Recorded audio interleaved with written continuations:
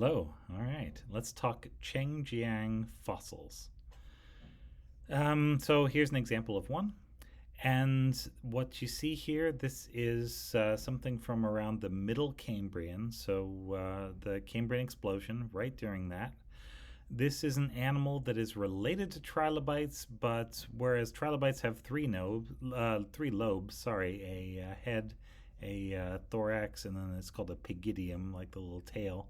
These guys seem to only have two, so they're a group right next to trilobites, but they're organized very similarly.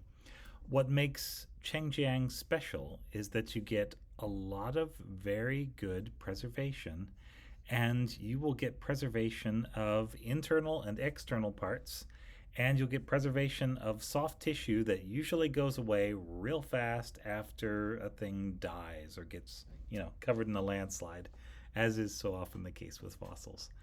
And so you can see up here, here's the gut, and you can see it's actually still hollow. This basically fossilized mud was presumably injected in there through the mouth in whatever event caused this creature to die. But you can see all the digestive diverticulum up here, just all the little channels where it's digesting. And that's most of what the head area of trilobite-like organisms is. It's digestive tissue. They think with their stomachs, you could say. Yeah. I mean, that's a dumb way to even think about it, but whatever. You can also see the colors here.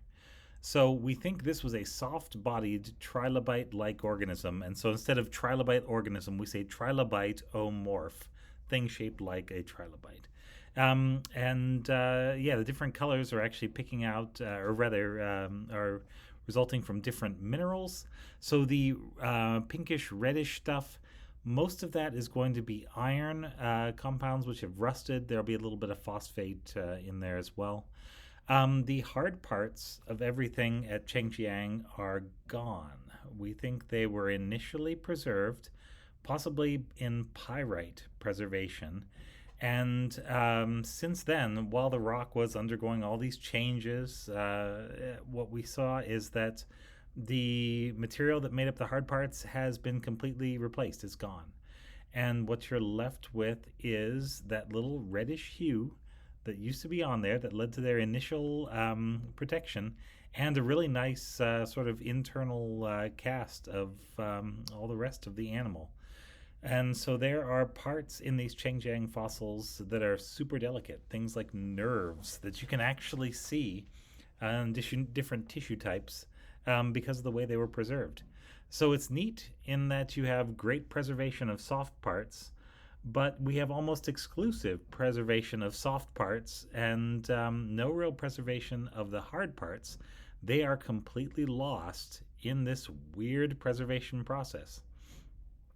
It is, actually very similar to the kind of preservation you would get at somewhere like the Walcott Quarry, which is, it's where all the fossils from Canada come from. The Burgess Shale. There we go. Sorry, took me a sec.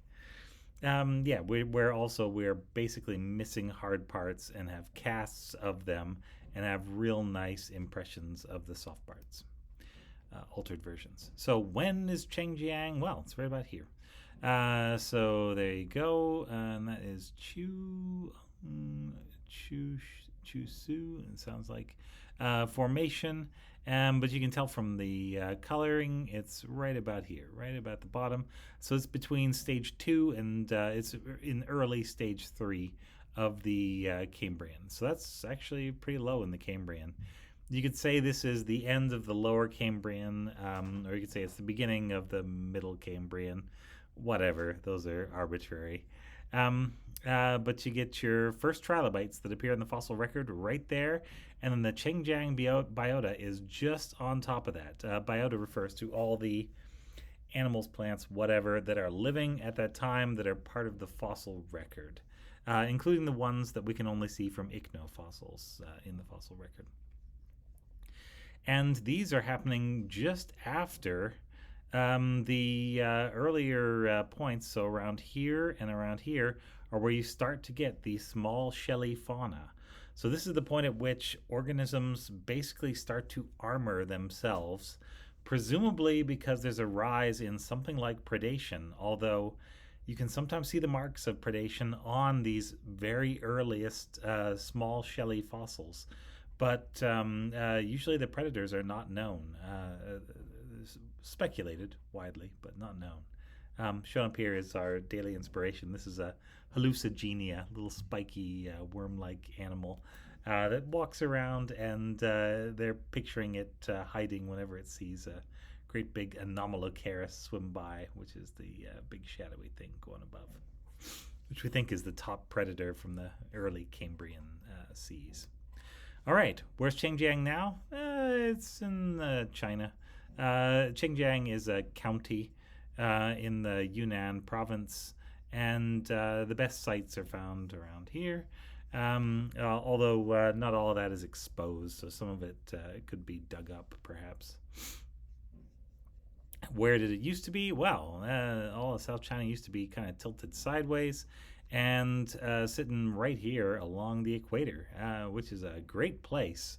You find a lot of biodiversity there today, and you found a lot of biodiversity there back then.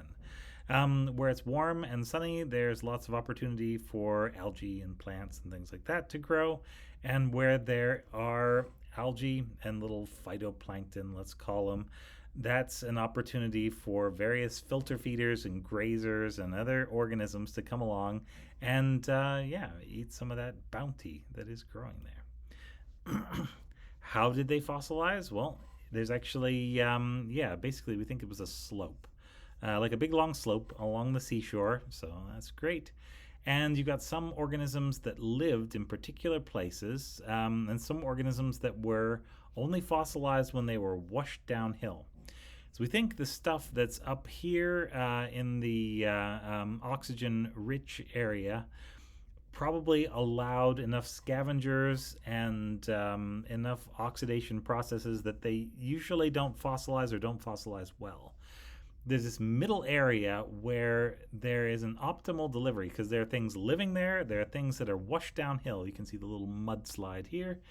And those two factors work together along with the lack of oxygen here to keep other animals from picking over the remains or burrowing in to try and get at the remains.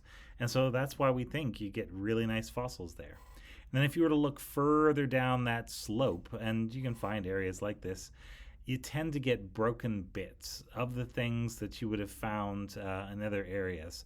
So you actually get the creatures preserved as they were living if they were killed outright in some event, including the mudslide, and preserved right there. So there's a fantastic zone in the middle. And if you're too shallow, the organisms tend to decay and not get to fossilize as well. And if you're too deep, they fossilized fine, but they were broken to heck before they got there. So, yeah, that's the idea. All right, here's a nice thing. You can read it better than I can say it. This is going through the way that Chengjiang fossils were made. And, the important thing is that we have a bunch of different things that probably had hard parts, like all of their descendants have hard parts with particular minerals, calcium carbonate, calcium phosphate, stuff like we have now that should be there, and the organism is preserved, but all the hard parts are lost. We just have an impression of what the hard parts were. So there's still some controversy, like, were they fully hardened at this point? Is this just preservation taking out all the hard parts, or were there actually no hard parts there to begin with? I mean, that's a big brain, pretty hot take, I think. Yeah, given that you have impressions of what look like the same shapes as the hard parts that we know from ever so slightly later. But hey, whatever. Hot takes are what people like. Okay, here are examples of Chengjiang preservation, and this is just this is like fireworks. Yeah, look at those little articulated mouth parts. Oh my gosh, that's fantastic. Look at this. This is another Nauraoia spinosa, like the one on the first slide there. And look at that digestive diverticulum. You've actually got three-dimensional preservation all the way along. Fantastic. This poor creature died with mud shoved all the way into its digestive tract and all the way down its gullet. So that's disgusting. Over here, you can see very delicate things that got preserved. Here's a little, it looks like mostly phosphate minerals, making a cast of the gills, the delicate, feathery little gills of a very primitive chordate. And here you can show the head region. It's got traces of the brain. It's got the antennas still articulated. And these are things that you can say, like, yeah, sure, every bug I see, squished on my car has all of these parts. What's the big deal? These are parts that are not preserved anywhere else in the fossil record. There are a couple exceptions, but honestly, yeah, super duper rare. And it's really cool that we have them and they're here. That's awesome. But it's also really cool that these are coming from the Cambrian explosion. So not only do we have excellent preservation of a lot of different creatures from that very important and interesting time, we also have exceptional preservation, and we can see inside and see the details of how these things worked. You can watch brain development, basically, on an evolutionary time scale. At least the early steps of it. And yeah, some interesting conclusions to be made there.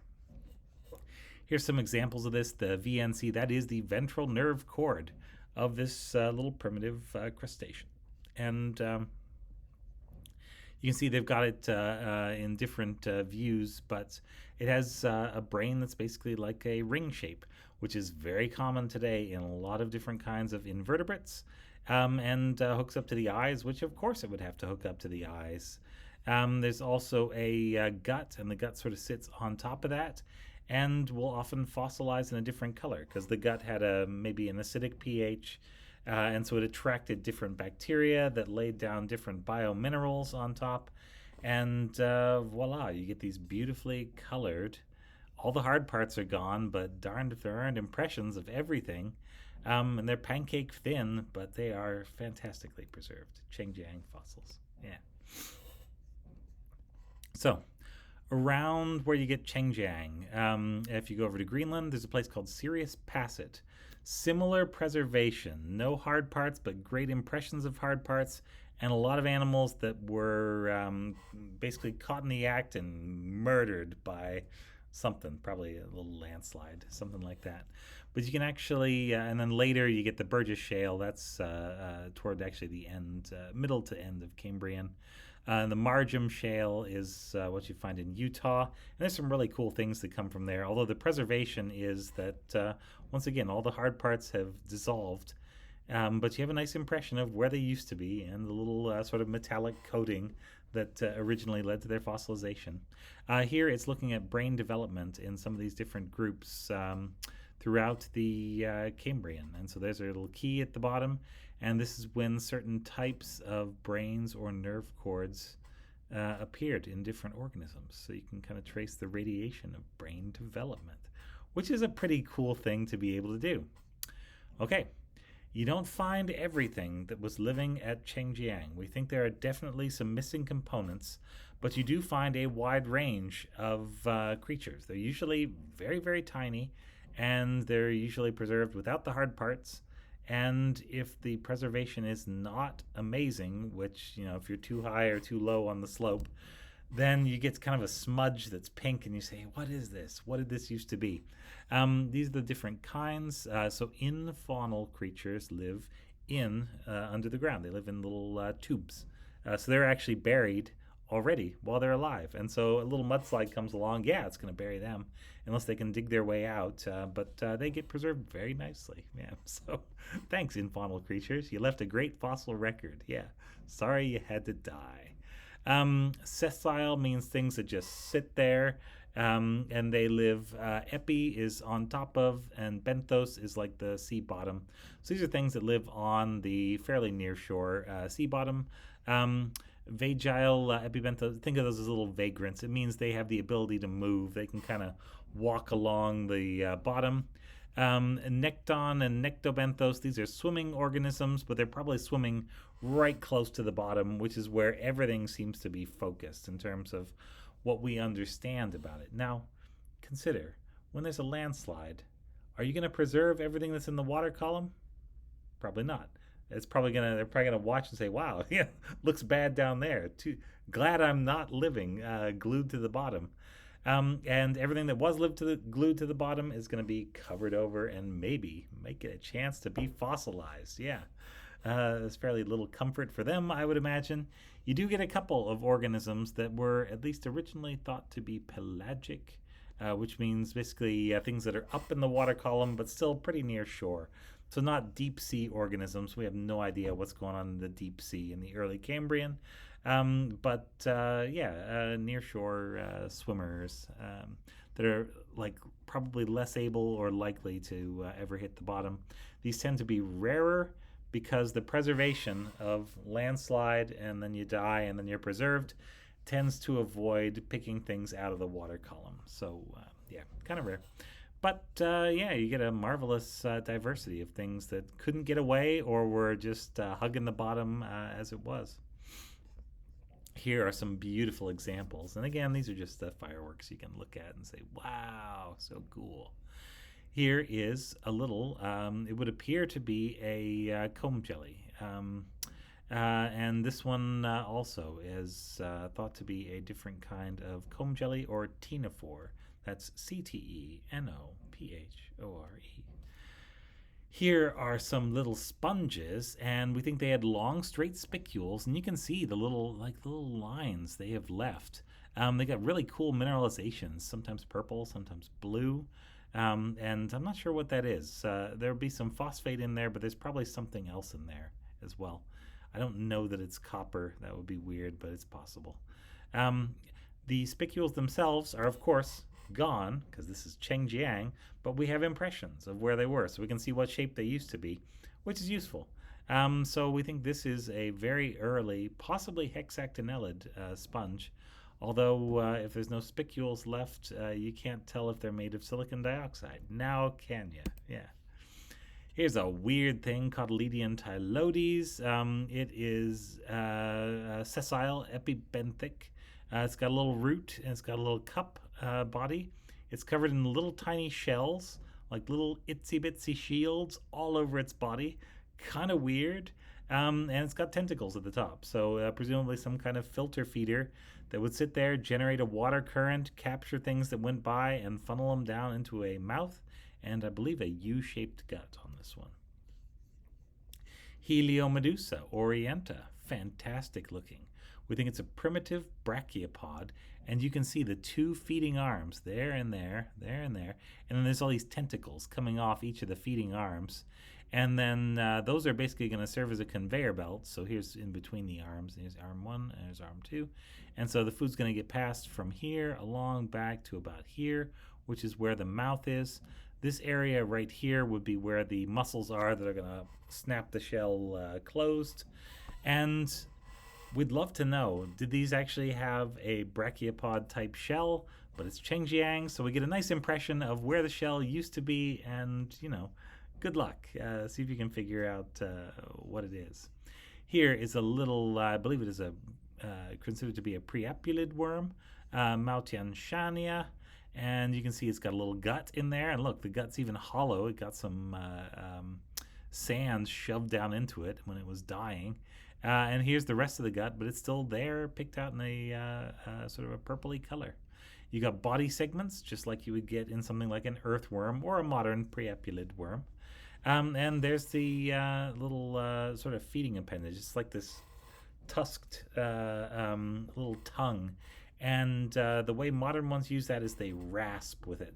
So they'll poke it into something that's made of meat, and then the spines come out, and then they can sort of mash it up, pull that out, and then they can slurp up the delicious juice that comes out the inside. So they're hideous little scavengers, but I don't know, they're pretty cool. They make a living. They work. Here's an awesome thing. It's known as the walking cactus, Diania cactiformis. And as you can see here, it's a little worm just like this guy. It's actually related to Hallucigenia. But instead of just having a little double row of spines on the back, it's going to have basically spines everywhere on every single appendage, except the head. The head is this little bit, and actually no, the head is probably this little bit. No spines there. Here is an Anomalocaris. This is the thing that's swimming by on the top. Whoosh, just like that. Yeah, ah, oh, scary. Scary business. Here, let's watch it come in. Rah, there you go. So here it has a mouth with a bunch of plates that'll close together.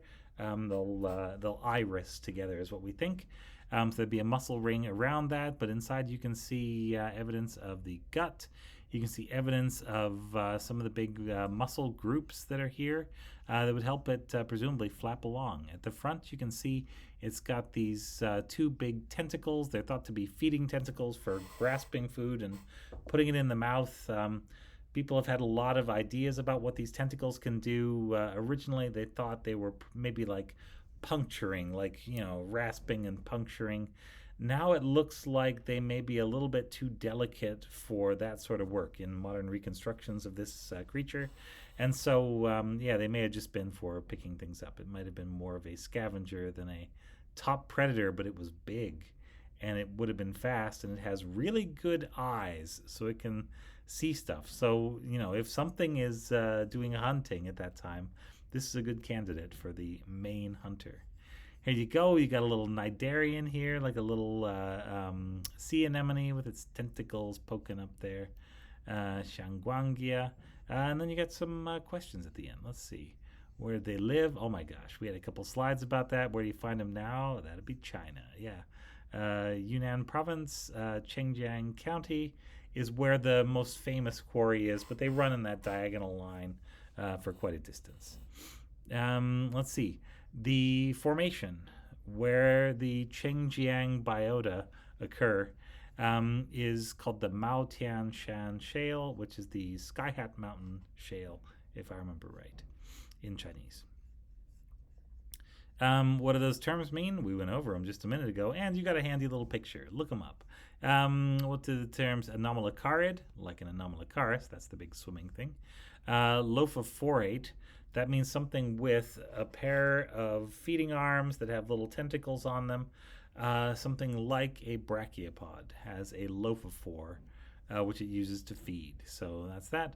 Lobopodian is going to be something like hallucigenia and Diania cactiformis, the walking cactus.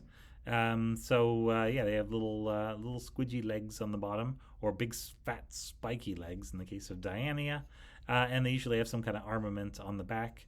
We think they're maybe related to modern velvet worms, but this is a marine underwater version of that. So it's not that creature underwater. That creature would die underwater. It's a progenitor of that lineage, we think, with a lot of similarities. We'll cover them more when we get to the pan-arthropods. That's later. We got time. Preapulid, those are those worms with it's an eversible proboscis. Eversible, E-V-E-R-S-I-B-L-E, which is like reversible. It just means you can stick it out, evert it, and you can invert it. So inverted and then everted. And when it's everted, you can see that it's covered in little spines. Rah. And so that's what they'll do. They'll go up to something, they'll jam this through into the body cavity, they'll evert their proboscis, then they'll, mince up the meat and blood and whatever in there, and then they'll pull it out, and then their mouth is actually underneath the proboscis. It doesn't slurp through the proboscis. It'll then just sort of slurp up whatever oozes out of the bloody gaping wound. Yeah, neat. Preapulid worms. Priapus is a god of, I don't know, fertility, but it's like male fertility. And he is, I would say, triumphantly male in all of his statues. Yeah, you can imagine what that means. You can Google it if you want. I'm not Googling it, and I'm not telling you should Google it. Yeah, so whatever. Live your life. What can we find in fossil ctenophores and porifera, respectively? Well, ctenophores are already soft-bodied, so we may get some preservation there. But we'll see in a minute what's weird about that. And porifera, they should have little tiny spicules, like at some point. Although the earliest ones and the bottom of the Cambrian just have solid body walls made of massive amorphous calcium carbonate. So spicules come later, and we will cover that when we get to sponges. How can we recognize them? They have a big hole at the top that runs through the center and little holes on the side for pumping in water. That's what a sponge's deal is. How are the Chengjiang and Burgess Shale samples thought to form? Mostly we covered Chengjiang. We've just touched on Burgess. We're going to hit Burgess hard later. Don't worry about that. What's missing? All the hard parts. What's retained? Impressions of the hard parts and beautiful impressions and organic remnants or converted remnants of the soft parts. Yeah. What's unusual about this type of preservation? Yeah, that. It's like the inverse of normal. Normally, you get only the hard parts, and the soft parts are long gone. Like if we go fossil collecting, you're going to see hard parts, and you're going to see not a trace of the soft parts. In this place, it's the opposite. The hard parts are gone, the soft parts are there in all their glory, and man, are they magnificent. So, there you go. Thanks. This has been Chengjiang by Ota. And yeah, pretty cool. Love to visit someday. Hopefully, it's possible. I don't know. People quit messing up international relations. Anyway, I got my own agenda. It's fossils. Thanks a lot.